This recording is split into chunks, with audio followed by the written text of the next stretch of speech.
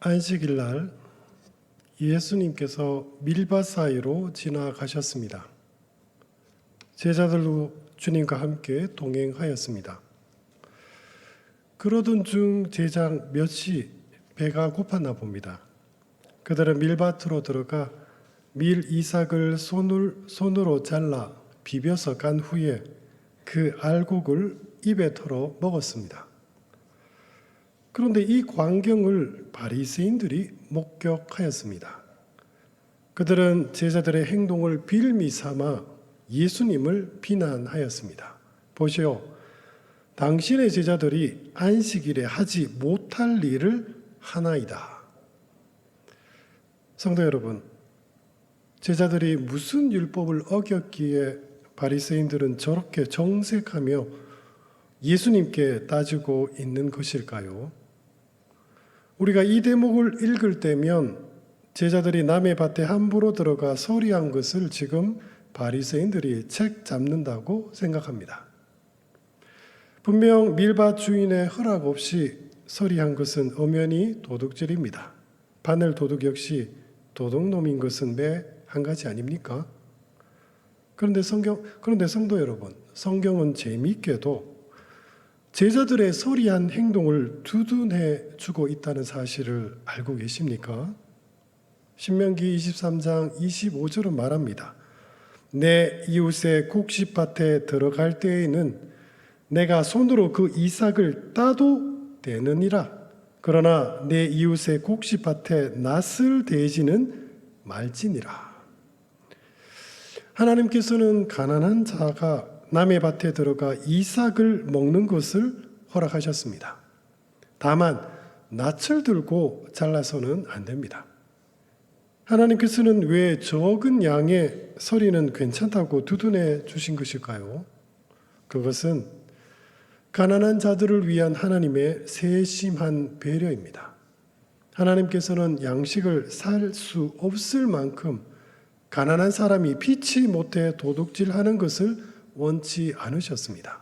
그래서 하나님께서는 그들을 위해 남의 밭에서 적은 양의 곡식은 먹을 수 있도록 율법적으로 보호해 주신 것입니다. 모름지기 모든 법률은 상위법이 하위법에 우선하여 적용됩니다. 이는 도둑질하지 말라는 계명보다 가난한 자에 대한 하나님의 긍휼하심이 우선한다는 원칙이 잘 드러난 율법이라고 할 수 있습니다. 예수님의 조상인 룻 역시 가난한 자를 위한 이 율법 때문에 생계를 유지할 수 있었습니다. 룻은 보아스의 밭에서 추수하며 흘린 이삭을 주어 시어머니 마라를 복양하였습니다. 지금까지의 말씀을 정리하면 우리는 제자들이 밀밭에서 이삭을 잘라 먹는 것은 율법적으로 아무런 하자가 없다는 것을 알 수 있습니다. 그렇다면 성도 여러분, 지금 바리새인들이 제자들의 행동에 무슨 꼬투리를 잡았기에 예수님께 이토록 매섭게 따지고 있는 것일까요? 성도 여러분, 우리는 이 바리새인들의 모습을 오늘 우리 주변에서도, 아니 어쩌면 우리 자신에게서도 발견하곤 합니다. 나도 모르는 사이에 우리만의 율법을 만들어 놓고 그 틀에 갇혀 다른 사람을 판단하고 비난하고 있지는 않습니까? 교회에 처음 나온 새신자를 향해 복장이 단정치 못하다고 수군거리거나 주일 예배에 딱 맞춰온 성도를 보며 기도도 하지 않는다고 속으로 정죄한 일이 얼마나 많았습니까? 바리새인들이 중요하게 여겼던 것은 배고픈 제자들의 상황이 아니라 그들이 안식일에 지킬 행위였습니다. 마찬가지로 우리 또한 사람의 진정한 마음이나 형편은 보지 않고 겉으로 드러나는 행동이나 형식만을 보며 쉽게 판단하곤 합니다. 예수님의 사랑과 긍휼을 먼저 받아야 할 사람을 향해 우리가 만든 보이지 않는 율법의 잣대들을 들이대며 오히려 상처 주고 있군요. 지금 나의 시선은 어떠합니까? 남의 밭에서 이삭을 주워 먹는 제자들을 정죄한 바리새인들처럼 우리도 누군가의 작은 실수를 크게 부풀려 비난하고 있지는 않습니까? 바리새인들이 정작 놓친 것은 무엇이었을까요? 그들은 율법의 진정한 의미를 이해하지 못하고 오직 규정이라는 껍데기에만 매달렸던 것입니다. 사랑하는 성도 여러분, 혹 나 또한 내가 만든 형식적인 틀 안에 갇혀 있지는 않습니까? 제자들이 빌립밭에서 이삭을 조금 잘라 먹은 것 외에는 사실 아무런 하자가 없었습니다. 그러나 바리새인들은 그 행동을 왜 오늘 안식일에 했냐며 지금 따지고 있는 것입니다. 지금 그들은 제자들이 안식일 계명을 어겼다고 비난합니다. 출애굽기 20장 8절에서 10절은 말합니다. 안식일을 기억하여 거룩하게 지키라. 엿새 동안은 힘써 내 모든 일을 행할 것이나 일곱째 날은 내 하나님 여호와의 안식일인즉 너나 내 아들이나 내 딸이나 내 남종이나 내 여종이나 내 가축이나 내 문 안에 머무는 객이라도 아무 일도 하지 말라. 안식일 계명은 시내산에서 하나님께서 이스라엘 민족에게 주신 10계명 가운데 네 번째 계명입니다. 안식일 계명이 그들에게는 아주 특별한 의미가 있었습니다. 그것은 하나님께서 안식일 준수를 그들과 맺은 언약의 표징으로 삼으셨기 때문입니다. 너희는 나의 안식일을 지키라. 이는 나와 너희 사이에 너희 대대의 표징이니 나는 너희를 거룩하게 하는 여호와인 줄 너희가 알게 함이라. 이때부터 안식일은 이스라엘 민족과 이방 민족을 구별하는 중요한 기준점이 되었습니다. 안식일을 지키는 자가 이스라엘 사람이요, 그렇지 않는 자들은 다 이방인들인 것입니다. 세월은 흘러 통일 이스라엘 왕국은 분열하였습니다. 그리고 북이스라엘과 남유다 왕국은 차례차례 멸망했습니다. 망국의 소용돌이 속에서 살아남은 유대인들은 그들의 민족적 정체성을 어떻게 지켰을까요? 이미 나라는 망하고 없습니다. 이러한 특수한 상황 속에서 유대인들은 더욱더 철저히 율법 준수를 통해 민족적 정체성을 고수할 수밖에 없었습니다. 그들은 선민이 아닙니까? 나라를 잃은 민족으로서 그들의 입장을 이해하지 못할 바는 아닙니다. 그러나 그들의 율법주의는 점점 형식주의와 권위주의에 매몰되어 갔습니다. 한 예로 안식일을 기억하여 영원히 지키라는 이 한 말씀을 철저하게 지키기 위해 그들은 수십여 개에 달하는 금지 조항을 추가로 더 만들었습니다. 안식일에 불을 지펴서는 안 됩니다. 그릇을 옮겨서도 안 됩니다. 물을 길어서도 안 됩니다. 800m 이상 걸어서도 안 됩니다. 매듭을 하나 매거나 풀어서도 안 됩니다. 음식을 차려서도 안 됩니다. 글자 2개를 쓰거나 지워서도 안 됩니다.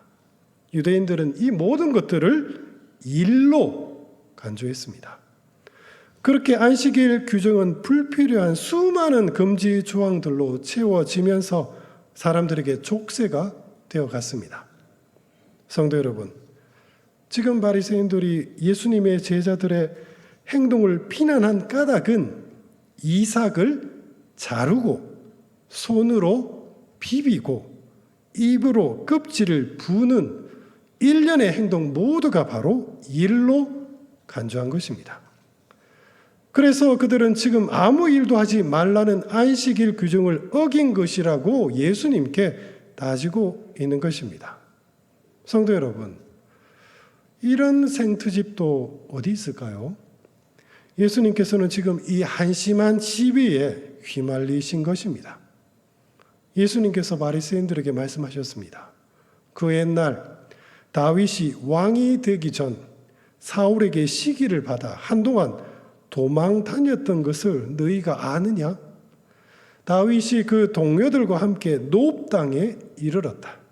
그런데 너무 다급하게 피신한 가닥에 다윗 일행은 미처 음식을 준비하지 못했단다.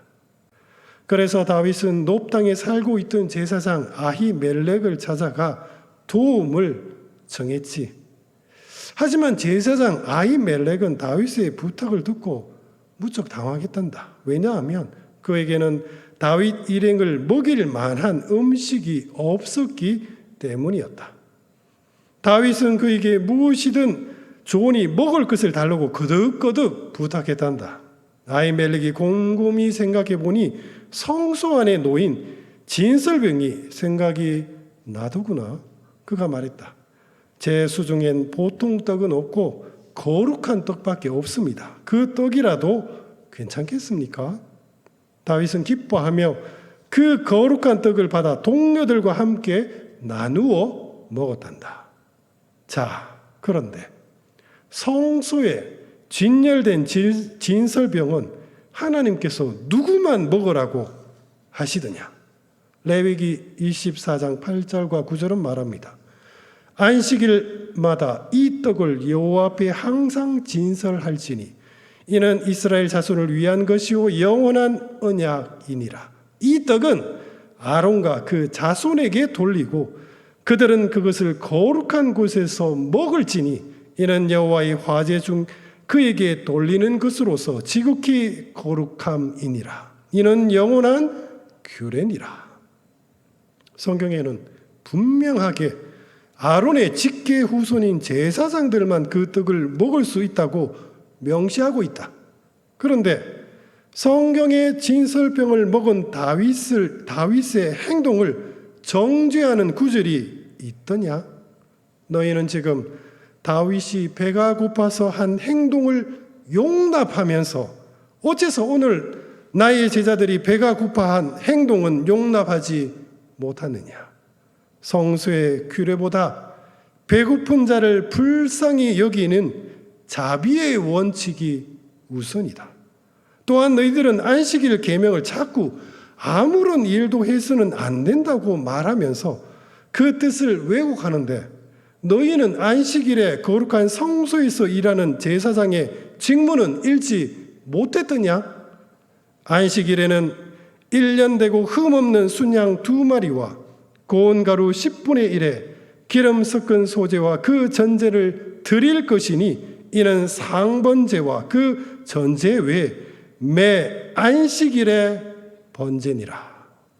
성소의 규례가 안식일의 규례보다 우선하거늘 내가 너희에게 이르노니 성전보다 더 큰 이가 여기 있느니라. 내가 너희에게 이렇게 선포할 수 있는 까닭은 내가 곧 인자가 안식일의 주인이기 때문이다. 예수님께서는 안식일 계명을 곡해하는 바리새인들을 향해 너무나도 놀라운 말씀을 선포하셨습니다.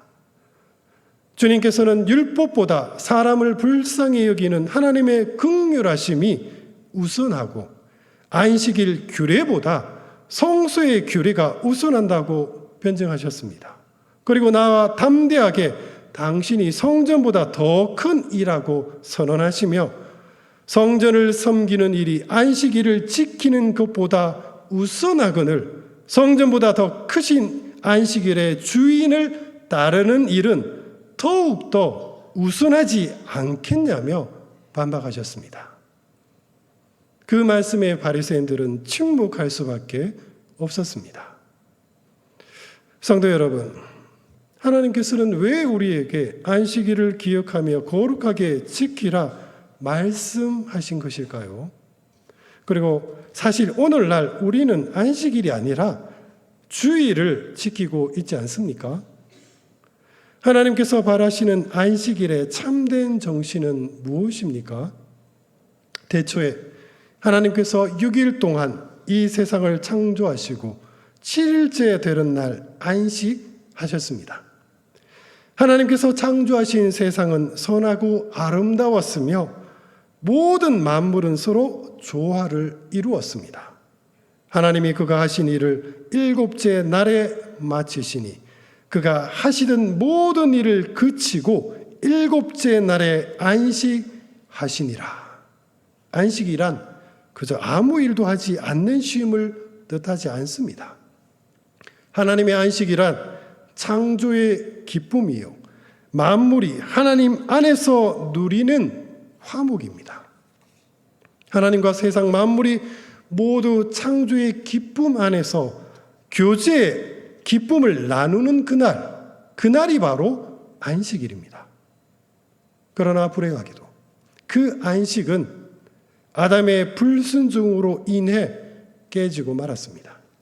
타락한 인간은 하나님의 목전에서 추방당했고 땅은 저주를 받았으며 이 땅에 살아있는 모든 생명들은 깊은 탄식 가운데 살게 되었습니다.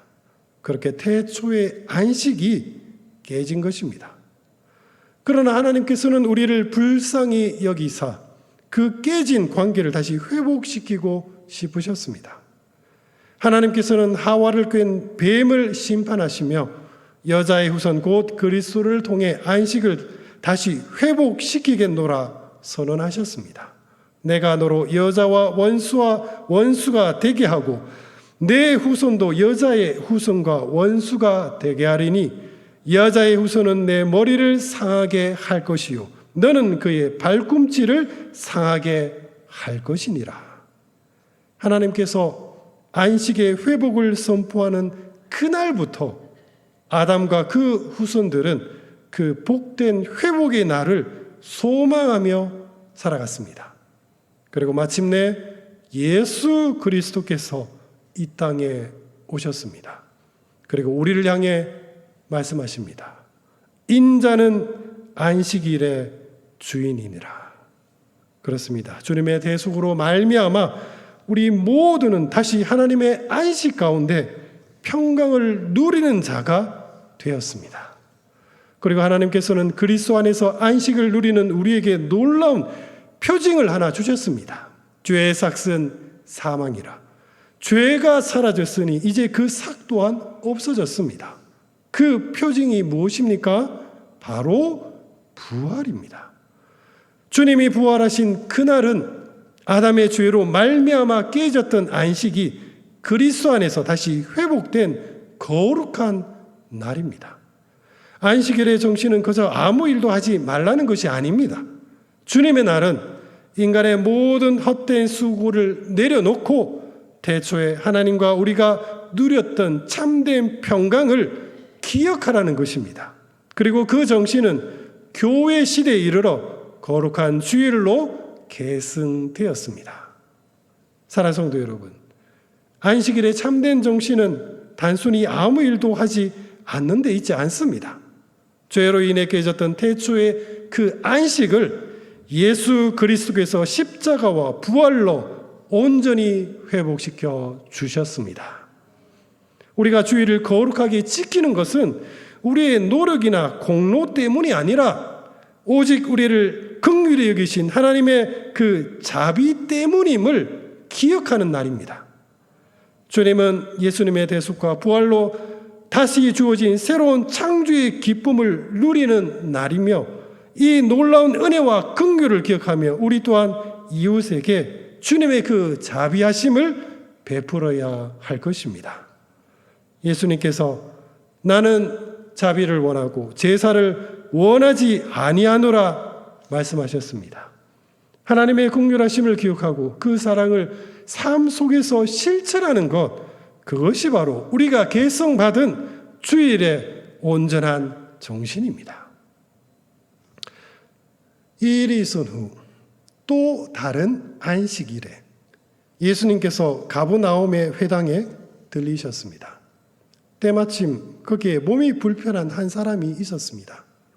그는 오른손이 말라 펼 수 없는 사람이었습니다. 일설에 따르면 그는 돌을 다루는 석공인데 오른손이 오그라들어 일할 수 없게 된 불쌍한 사람이었다고 합니다. 얼마 전 안식일에 주님으로부터 면박을 당했던 바리새인들은 앙심을 품고 있었습니다. 그들은 예수님께서 무언가 결정적인 비밀을 잡기 위해 호시탐탐 귀에만을 엿보고 있었습니다. 그런데 안식일 회당 안에 병자가 있는 것이 아닙니까? 그들은 이것이 바로 예수님께 혐의를 씌울 수 있는 절호의 기회라고 생각했습니다. 주님께 말합니다. 안식일에 병 고치는 것이 옳으니까. 당시 유대 전통에 따르면 생명에 위험이 없는 병은 안식일에 치료하지 못하도록 금했습니다. 치료 행위 역시 일로 간주한 것입니다. 그런데 예수님께서는 평소 병자들을 불쌍히 여기시며 언제든지 그들의 병을 치료해 주셨습니다. 그러니 바리새인들은 예수님이 안식일에 병자를 낫게 해주는 것을 봐뒀다가 기소하기만 하면 되는 것입니다. 성도 여러분, 그들에게는 불쌍한 사람을 긍휼히 여기는 자비로운 마음이 조금도 없었습니다. 예수님께서는 왜 그들이 지금 이런 악한 질문을 하는지를 너무나도 잘 알고 계셨습니다. 도리어 주님께서는 그 손 마른 사람을 지목하신 후 사람들 가운데 세우셨습니다. 예수님께서 손 마른 사람에게 말씀하셨습니다. 가운데 일어서라. 그리고 비유로 말씀하십니다. 어떤 사람에게 양 한 마리가 있었단다. 그런데 그 양이 안식일 날 그만 깊은 구덩이에 빠지고 말았구나. 양은 자신을 어서 빨리 구해달라고 주인을 향해 구슬프게 울었다. 그 사람은 이제 어떻게 행동하겠느냐? 그에게는 양 한 마리뿐이다. 비록 안식일일지라도 그는 스스로 그 구덩이에 뛰어들어가 그 양을 어깨에 메고 구해내지 않겠느냐? 구덩이에 빠진 양의 울음소리도 차마 외면할 수 없거늘 하물며 사람일까 보냐. 사람이 양보다 얼마나 더 귀하냐. 내가 너희에게 묻겠다. 안식일에 선을 행하는 것과 악을 행하는 것, 생명을 구하는 것과 죽이는 것, 어느 것이 옳으냐. 예수님께서 손 마른 사람에게 말씀하셨습니다. 내 손을 내밀라. 그가 그 말씀에 순종하며 손을 내밀자 그 즉시 그 마른 손이 펴졌습니다. 예수님의 위험찬 말씀과 놀라운 기적 앞에 바리새인들은 할 말을 잃고 말았습니다.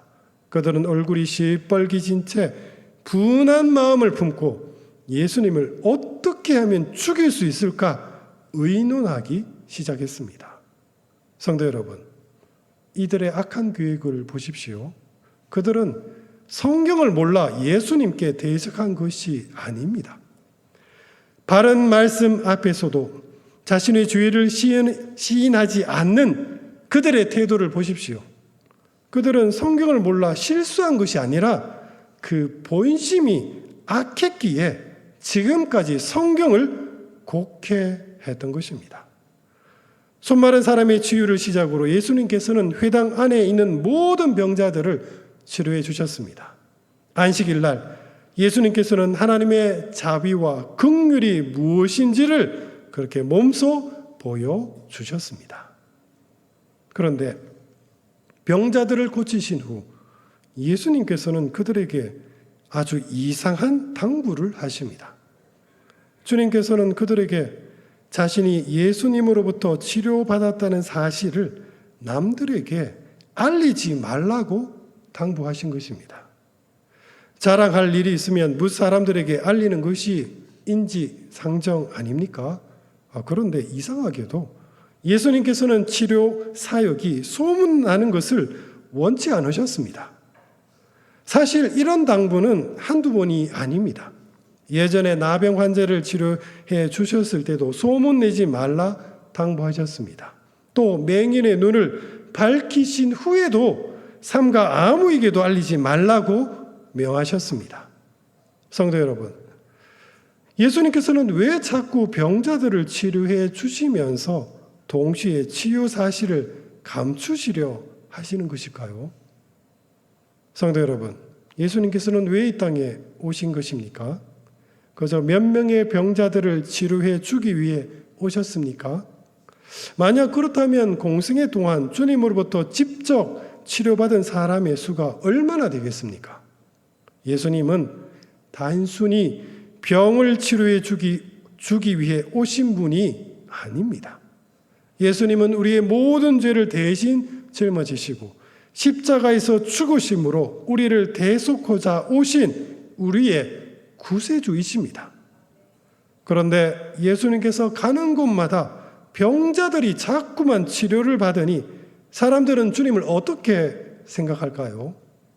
대속의 구주로 바라보는 것이 아니라 그저 특별한 치료 능력이 있는 선지자쯤으로 여기지 않겠습니까? 아이러니하게도 주님의 치유 사역이 구속 사역을 자꾸만 방해하는 사태가 일어나고 있는 것입니다.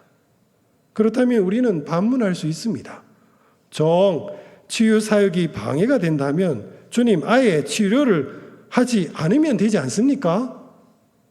왜 자꾸 미련하게 병자들을 치료해 주시면서 알리지 말라고 부탁합니까? 그럴수록 도리어 소문만 더 날 뿐입니다. 성도 여러분, 예수님은 왜 자꾸 이런 미련한 행동을 계속하시는 것일까요? 우리 모두는 사실 그 이유를 분명하게 알고 있습니다. 아프다고 비명 지르는 우리를 불쌍히 여기셨기에 우리 주님은 치유의 손길을 참아 멈출 수가 없으셨던 것입니다. 상한 갈대를 꺾지 아니하며 꺼져가는 심지를 끄지 아니하기를 심판하여 이길 때까지 하리니 또한 이방들이 그의 이름을 바라리라. 상한 갈대는 아무짝에도 쓸데없는 버려져야 할 쓰레기입니다. 꺼져가는 심지는 기름이 말라 잘라서 버려야 할 부분입니다. 성도 여러분, 죄로 말미암아 부패한 우리가 바로 상한 갈대요, 꺼져가는 심지와 같은 인생이 아닙니까? 그냥 내버려둬도 상한 갈대는 알아서 꺾여 썩어질 것입니다. 그냥 모른 채 해도 심지는 알아서 다 꺼질 것입니다. 우리 주님은 병을 치료하러 이 땅에 오신 분이 아닙니다. 그러나 상한 갈대 같고 꺼져가는 심지 같은 우리를 불쌍히 여기사 차마 외면하지 못하셨던 것입니다. 설령 치유 사역으로 구속 사역이 조금 방해받을지언정 우리를 불쌍히 여기셨기에 주님께서는 그것을 감수하면서까지 우리를 치료해 주신 것입니다. 사랑하는 성도 여러분, 삼가 아무에게도 알리지 말라는 주님의 그 난처한 당부를 우리 기억합시다. 그것은 우리에게 베푸신 하나님의 한량없는 자비와 긍휼의 표현이었습니다. 말씀을 정리하겠습니다. 첫째, 하나님의 바른 말씀을 내 마음대로 곡해하지 맙시다. 안식일에 선을 행하는 것과 악을 행하는 것, 생명을 구하는 것과 죽이는 것, 어느 것이 옳으냐? 예수님께서 전국을 찌른 그 말씀 앞에 바리새인들은 얼굴이 시뻘개진 채 분한 마음으로 예수님을 죽일 계획을 세우기 시작했습니다. 바른 말씀 앞에서도 끝까지 자기 죄를 시인하지 않는 저들의 모습을 보십시오. 저들은 실수로 성경을 잘못 읽은 것이 아닙니다. 저들의 본심이 원래 악했기에 자기 마음대로 성경을 곡해했던 것입니다. 성도 여러분, 혹시 우리 또한 하나님의 말씀을 내 입맛대로 해석하고 있지는 않습니까? 강단에서의 바른 말씀은 설교자가 나를 친다고 분해하고 내 귀에 듣기 좋은 말은 몸의 양약이라 여기지 않았습니까? 말씀을 듣고도 내 삶이 변화되지 않는 진짜 이유는 내 본심이 완고하기 때문입니다. 사랑하는 성도 여러분, 그러므로 이제 우리 모두 내 마음의 이 완고함을 다 버립시다.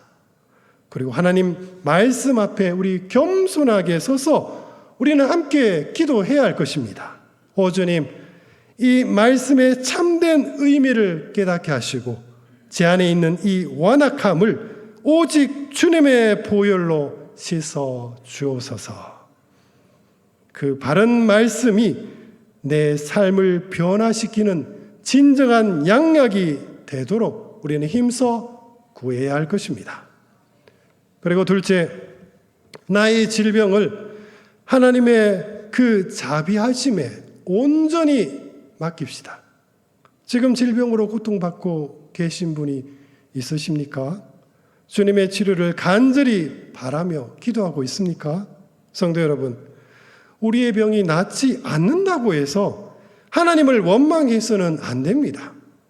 치유는 내가 당연히 누려야 할 권리가 아니라 오직 우리를 불쌍히 여기시는 하나님의 자비로 주어지는 은혜입니다.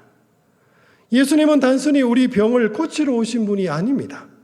그럼에도 불구하고 상한 갈대 같고 꺼져가는 심지 같은 우리 인생을 외면하지 못하시고 아픔에 고통받는 우리의 눈물을 참아 뿌리치지 않으십니다. 그러므로 회복을 강구하는 우리는 투정이나 원망이 아니라 오직 주님의 자비하심을 바라며 힘써 기도해야 할 것입니다.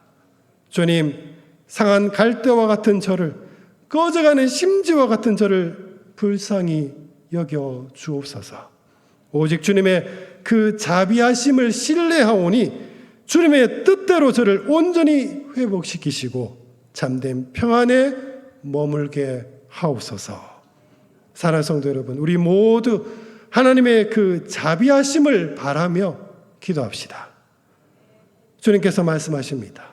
여호와라, 여호와라, 자비롭고 은혜롭고 노하기를 더디하고 인자와 진실이 많은 하나님이시라. 사랑하는 성도 여러분, 우리가 믿는 하나님은 바로 자비의 하나님이십니다. 그리고 마지막으로 셋째, 주님의 날을 기억하며 거룩한 자비로 우리 삶을 충만하게 채웁시다. 주일은 단순히 아무 일도 하지 않는 날이 아닙니다.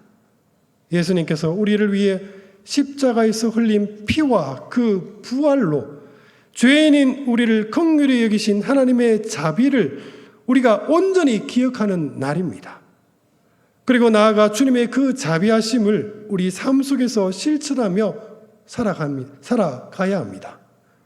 형식적인 예배를 넘어 내 주변에 상한 갈대와 같은 이웃과 형제가 없는지 우리 자비의 눈길로 우리 살펴봅시다.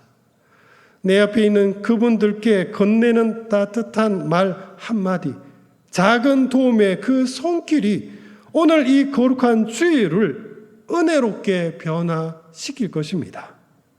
안식일의 주인이신 주님께서 우리에게 말씀하십니다. 나는 자비를 원하고 제사를 원하지 아니하노라.